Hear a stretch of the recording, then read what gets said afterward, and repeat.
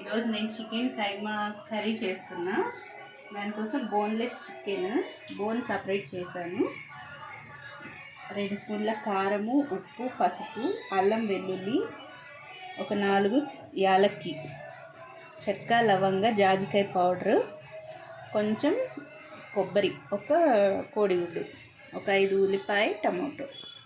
ఇప్పుడు మిక్సీకి వేసుకుందాం మసాలా. చిన్న మిక్సీ జార్లో ఇవన్నీ వేసేస్తున్నాం. కారం వేయకూడదు, ఉప్పు మాత్రమే వేసుకోవాలి. ఉప్పు, పసుపు,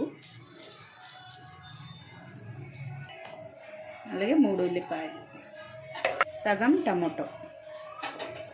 దీన్ని ఇప్పుడు కొంచెం వాటర్ యాడ్ చేసుకుని మెత్తగా పేస్ట్ చేసుకోవాలి. మెత్తగా పేస్ట్ అయింది. సగం పేస్ట్ వేరే గిన్నెలో తీసేసుకుందాం. సపరేట్ తీసేసుకుందాం. ఇప్పుడు ఇందులో చికెన్, సగం మసాలాలో చికెన్ వేసుకుని మెత్తగా పేస్ట్ చేసేసుకోవాలి. గుడ్ అండి, సగం మిక్సీ జార్లో వేస్తున్నా. మెత్తగా పేస్ట్ అయింది, గిన్నెలో తీసేస్తున్నా.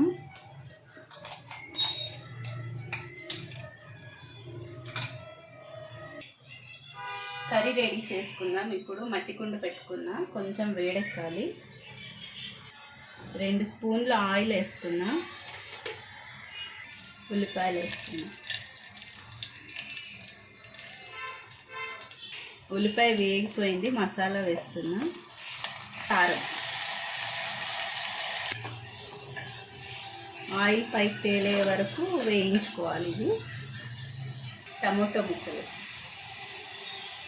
చికెన్ బోన్,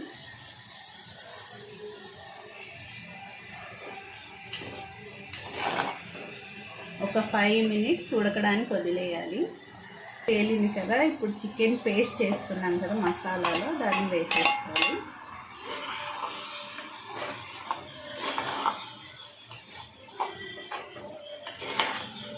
ఇప్పుడు ఇందులో కొంచెం వాటర్ యాడ్ చేసుకుందాం. మిక్సీ జార్ కడిగిన వాటర్ ఉంటుంది కదా, ఆ వాటర్ యాడ్ చేసుకోవాలి. ఒక 5 మినిట్స్ మూత పెట్టేసుకుందాం. కర్రీ రెడీ అయిపోయిందండి. ఇప్పుడు టేస్ట్ చూద్దాం ఎలా ఉందో.